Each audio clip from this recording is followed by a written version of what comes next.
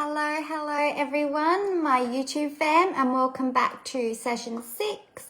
So this is session 6 of the 6-week group program on understanding your anxiety. So this program is really tailored to anyone out there who has anxiety, who is wanting to learn a bit more about it, understand themselves a bit better, understand their anxiety a bit better, begin to look at their anxiety differently, and get some tools and techniques that will be able to help them process their emotions and move past it, and more so let anxiety be there if it needs to be there occasionally, but don't let it be the driver of the bus, and don't let it take control. Because a lot of the time where we fail in a way and we make our anxiety worse is because we resist it and we talk down to ourselves about having anxiety and judge ourselves and try so hard to get rid of it that it therefore makes it worse. So sometimes it's about just learning to understand it more, be okay with it, look at it differently, and see how it's actually there to try and protect you and to support you, because your body loves you, never wants to hurt you. So the anxiety is there for a reason. It's there to try and protect you, support you, and help you. So it's really important to start looking at that differently. And that's what this program is all about. And, last session was about forgiveness work, learning how to forgive yourself and other people so you're able to heal and move forward, because that's really important. So I'd love for you to come say hi in the comments, say hi, your name, where you're from, and what brings you to this live. And also let me know what you want to see more of, and what video resonates with you the most out of these 6 sessions. Like what you want to learn more of, what resonated with you the most, what helped you the most, so I can create more content that's going to help you and support you on your healing journey to move forward. And this session today is all about nervous system regulation. So, the number one cause for a dysregulated nervous system, right, is constantly living in that fight or flight mode, never returning back to a regulated nervous system, aka the window of tolerance, because we want to live in the window of tolerance.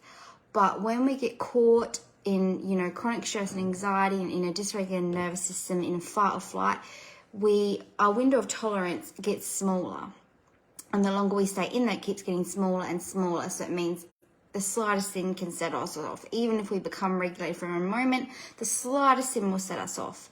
But if you end up regulating your nervous system and teaching your body and mind that it's safe, you can widen your window of tolerance. So then maybe when something slightly stressful comes up, you're able to process it and be okay and stay in the window of tolerance, rather than flying off the rails and going into dysregulated nervous system. So it's about learning how to regulate your nervous system and widen your window of tolerance. So when tough times do come up, or when stressful situations or anxiety-related issues do come up, you're able to handle it better and hopefully still stay within your window of tolerance. And if occasionally you go outside the window of tolerance, that's okay. That is still normal, as long as you only briefly go in there and you come back down to the window of tolerance, and you spend the majority of your time in the window of tolerance. That's also what this program is about, teaching you to mainly live in your window of tolerance. Because, stress, and a certain amount of stress, is normal. And, in our brains, it's required, it's action. It teaches us that something needs our attention and something needs to be done immediately. So a little bit of stress is okay. And everyone experiences stress to different degrees, but it makes a difference when you are experiencing stress a large amount all the time, and that's what makes your nervous system your window of tolerance and nervous system quite small. So we also want to know kind of whether you are living in the fight or flight, which is known as hyperarousal, or you might be living in hypoarousal, which is when you're kind of in that depressed, kind of numb state, feeling dead sensations, dissociation. So we want to know kind of where you're at. And kind of also thought I'd explain to you kind of the different sort of responses you can be in. So fight, for example, is one that's common in anxiety people. So you're facing any perceived threat aggressively, And then flight is running away from the danger. So when you're chronically anxious or when you've got high levels of anxiety, you mainly live in those two, fight or flight. And then there's also freeze, when you're unable to move or act against a threat. So the way to keep you safe is you just freeze. Or there's fawn. So you immediately act to please and avoid any conflicts. So you immediately act to please a person or to do whatever you can to avoid that conflict, to avoid that danger, because your body sees it as danger. So it's doing whatever it can to avoid it and to please. So it's really important to kind of recognize what one of these responses you live in, because again, majority of people with anxiety and myself, I lived in the fight and flight. But I did notice at one point I did go into that freeze when I heard something horrific, like I heard about a car crash accident. I went into that freeze response. So occasionally we can go in those other responses, but mainly if you're chronically anxious, it's the fight or flight response. So that means that you're really up here, up high, you're not coping, you're running off adrenaline, so you need down regulation practices to get back into your window of tolerance. Where if you were in freeze or fawn and feelings of depression, numbness, playing dead, then you need up regulation to bring you back to your window of tolerance. And when I say up regulation versus down regulation, this is particular practices that you can do to teach your body and mind that it's safe, that it's okay, that it can come back to that healthy window of tolerance and a regulated nervous system rather than staying in the dysregulated state that it's in at the moment. So, and your body will go into different dysregulated states, whether it's freeze, fawn, fight or flight, depending on what you're going through, what you're used to, maybe what you've seen other people go into in your past. Like really, as children, we take in everything we hear and see to be true and to mean something about us, and quite often we act in the same ways that our parents and caregivers and stuff like that did. So if we saw them going into a response quite regularly, then we'd be more likely to go into that response as well. So if freezing, for example, is something that you do a lot, it's really important to start grounding yourself and bringing yourself back to the present moment. And when you want to ground yourself and bring yourself back into the present moment, a really good place to start is even just splashing a bit of cold water on your face. Or you can, inhale a strong scent such as vanilla or peppermint. You could look at pictures of important people and animals to kind of teach yourself that it's safe and that happiness is there. You could rub your hands together. You could knit or draw or paint, just anything using your hands. You could stroke a soft object or a soothing texture. Listen to music. State a positive mantra out loud several times. Repetition. Distraction. And take an observation walk, which is where you walk slowly and observe what is around you. So that shows your nervous system and your body that it's safe, because you're walking slowly, you're observing your scenery, you're seeing that I'm safe, there's no perceived threats here, I'm okay, I can be connected to my body, I know what's going on, I'm aware of my surroundings, essentially what that can help you with. And, I don't know how many of you guys know, but trauma is not what happens to a person. Something doesn't have to be seriously bad, like a serious bad traumatic experience to be classified as a trauma. Because it's not what actually happened that creates the trauma, it's how the person processed it. So there's three things that turn something into a trauma. If the person was confused about it, if they were unable to understand the situation, why it happened and what it meant, and if they never got explanation of what it meant or what might have happened, then that can cause it into a trauma. If they had an overwhelming amount of emotions, a bigger amount of emotions that they never have had before, and they didn't have help to kind of process that, and if that's paired with confusion as well. And then also lack of ability to process. And this quite often comes down to not having that person to help us process it, to help us understand it. Maybe, being told to just forget about it, or being told to distract yourself.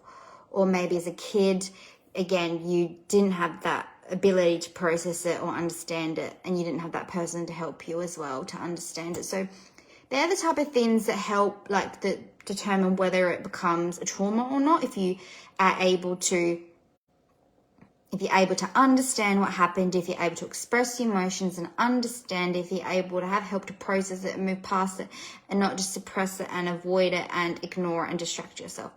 So that's really important. So to prevent it becoming, a trauma, it's really important to begin to question it. Ask yourself, what actually happened here? What actually happened? And what does it mean about me? And what caused it to happen? What caused whatever it was to happen?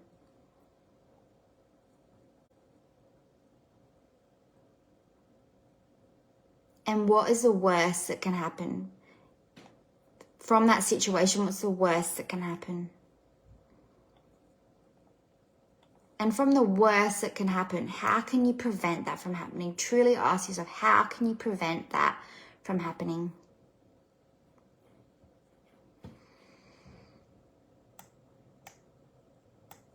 And what caused it to happen? What really caused it to happen? And what emotions are you feeling? Really tune into yourself after this traumatic event. What emotions are you feeling? And when you notice the emotions you're feeling, where in your body are you feeling them? Truly feel where in your body you're feeling them. Allow them to come up, to be expressed.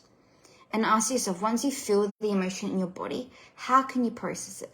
What's a healthy way that this emotion wants to be suppressed? Is it dancing? Is it shaking? Is it boxing? Is it hitting a pillow against the wall or against the floor? How can you get these emotions out? How can you express these emotions? Is it screaming?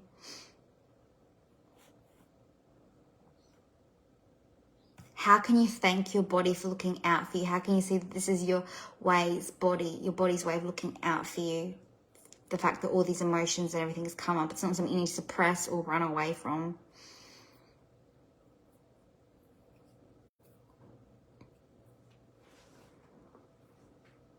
And who can you reach out to and seek support from? Really ask yourself. As I said, one of the reasons it turns into trauma, if you don't have that support to understand it and to talk about it and to bring it up. So to prevent you from suppressing it and it turning into trauma, who can you reach out to for support? And how can you fully express your emotions, truly express them?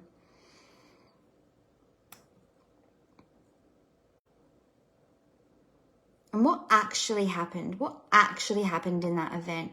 What actually happened? Was it what you thought that happened, or was it just your perception of what happened? Maybe get someone else's opinion on what actually happened.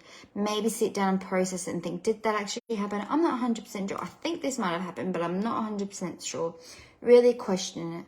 And what does it mean? And see if you can come up with what you think caused it to happen. Is there anything that maybe you did that you could prevent from, that you could minimize doing it again? What caused it to happen?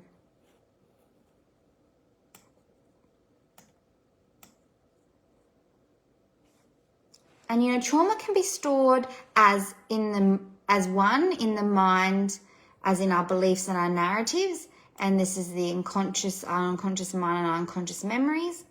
And it can also be stored in the body as feelings and implicit memory. So this is where it's really important to not only do the mindset work, but to also do the body connection work and the nervous system regulation work, because you want to release these traumas from your mind and from your body, not just from your mind. And explicit memories are conscious, and you remember them through learning.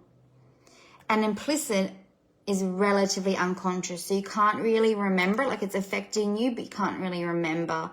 It's affecting you, but it's affecting you unconsciously. So it's affecting you without you knowing it's affecting you, and that's why it's so freaking hard to change, because you're not actually aware that it's affecting you.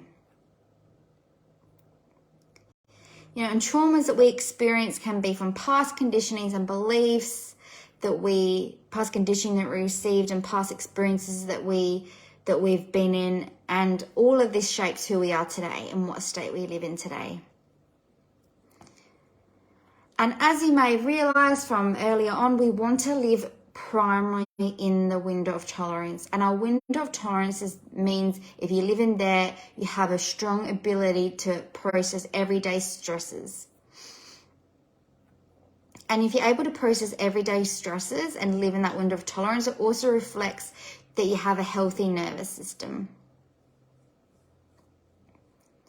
And when you are healthy and mainly living in the window of tolerance, it's okay that you still might go in between occasionally, but when you do move in between, it will only be for a short, brief moment. Then you'll process your emotions, regulate your nervous system, and come back to the window of tolerance.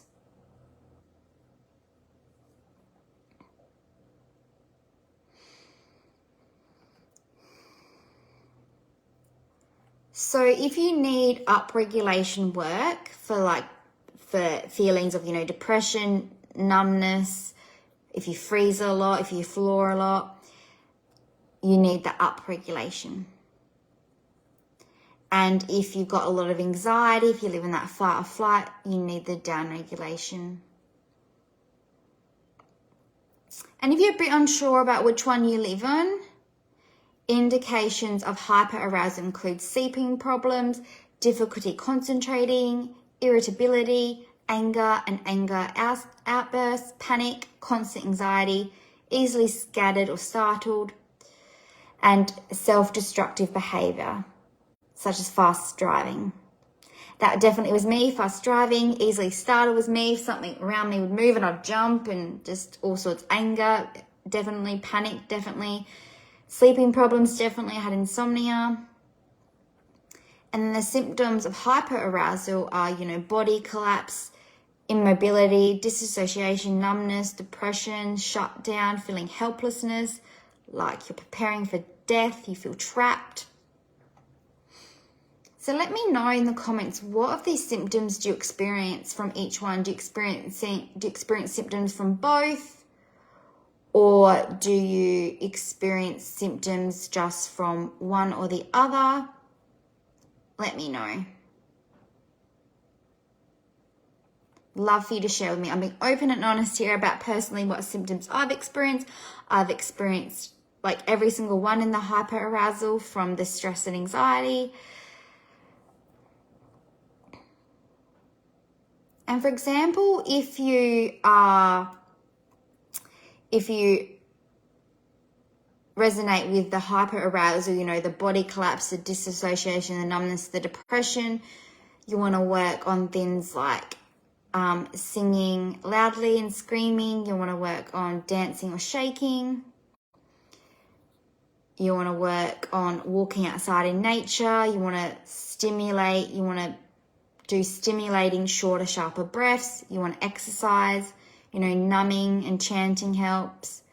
Laughter helps. Water therapy helps.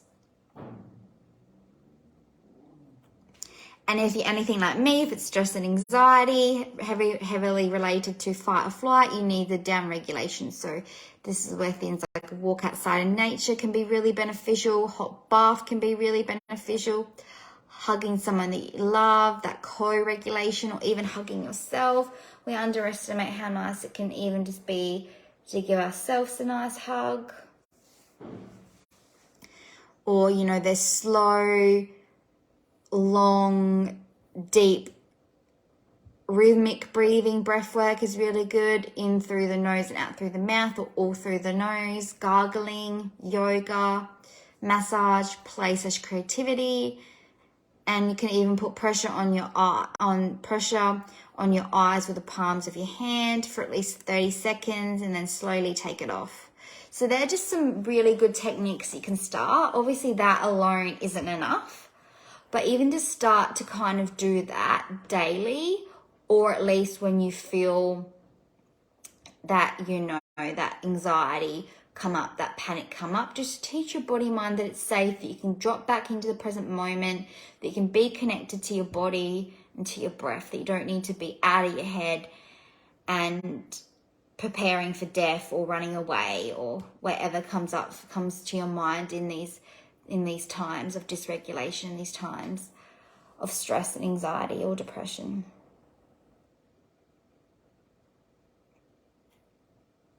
I'd love for you to let me know in the comments which one of these you are going to give a try, whether you're going to try an up-regulation one or a down-regulation one, what resonates with you the most.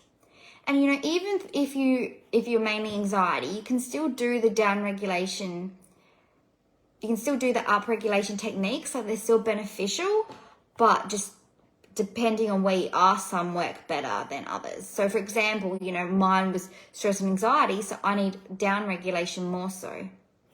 But I still like some of the up-regulation things. Like I still, shaking and dancing still really good for stress and panic as well. And, you know, water therapy is still really good as well. Cold therapy, ice baths, I absolutely love. So you can mix and match, but definitely make sure you have a high focus on the down regulation ones.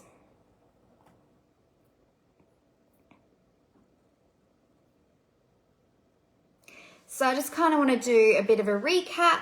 So the recap was, in this session, we talked about nervous system regulation. We talked about wanting to widen your window of tolerance and live with a bigger window of tolerance, a wider window of tolerance, so you can maintain a healthy regulated nervous system. And then so when stresses and stuff do come up, you're able to stay within that window of tolerance. Or even if you do go out of the window of tolerance, you have the tools and techniques to regulate your nervous system and to bring your body back to a place of peace and calm and safety. So talk to how to regulate your nervous system, what states you might be living in, and how you can start regulating yourself again, and what turns something into a trauma and how to prevent something being turned into a trauma. And I really want to finish this live with movement, because movement is so freaking good. It doesn't matter, you know, what state you're in, moving your energy, listening to music can be good for everyone. So let's get up and move our bodies, teach our bodies that it's safe, get our energy moving, our hearts pumping. And I'm just going to put on some music to have a quick little dance with you guys to finish off this live.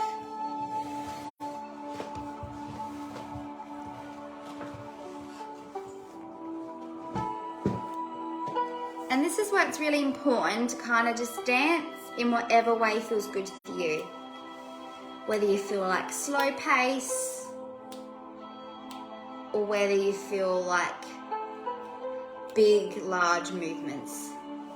Just connect. Feel your feet on the floor. Maybe even give yourself a nice hug. Just don't overthink it. Just do whatever feels good. Maybe even touch your body from the top of your head all the way down. Just feel your body, connect to your body.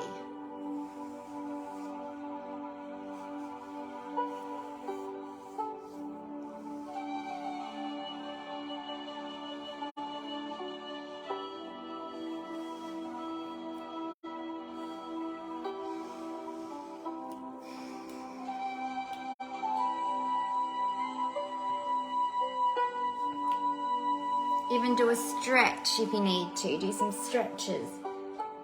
Bend over and touch your toes. Whatever you need to do.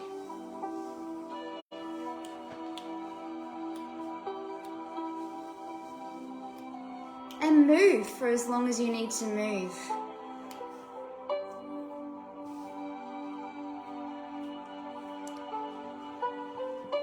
I really love a good shake out to get that energy off, or, you know, boxing's really good as well.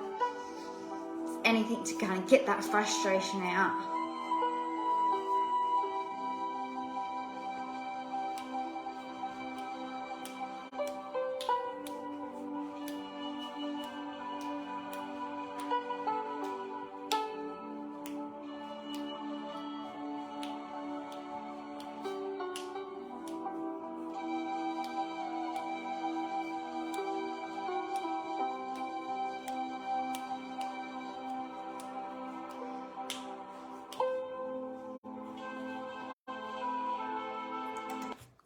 And I'd also love for you to let me know if you like these sort of like movement sort of base YouTube videos and stuff like that. Because if you do, I'm more than happy to do more of them and even set up like a Zoom session where we can all move our bodies together. And if we do that, I would obviously have a lot more space than what I do now. But just for this little quick one, I thought that it'd be okay to do it here. But if that feels good for you, if you feel that's beneficial and you want support and you want to move with a bunch of other people or for a longer period of time, if that's something you would love to do, also let me know. So happy to create some videos of that for you. And just know, no judgment. You don't have to judge yourself for how you move. Just move however feels right, or even just movement in general is still good. Even if you're not moving much at all, just allow it to be. Really, really allow it to be. So thank you all so much for joining. I'd love for you to share with me in the comments what your big takeaway is, what you're going to give a practice, and what you want to see more of. Let me know. Are you ready? Are you ready to heal your anxiety? Are you ready to stop letting it be the driver of your bus? Are you ready to take your life back? Because if you are, then I'm here for you and I'm with you every step of the way.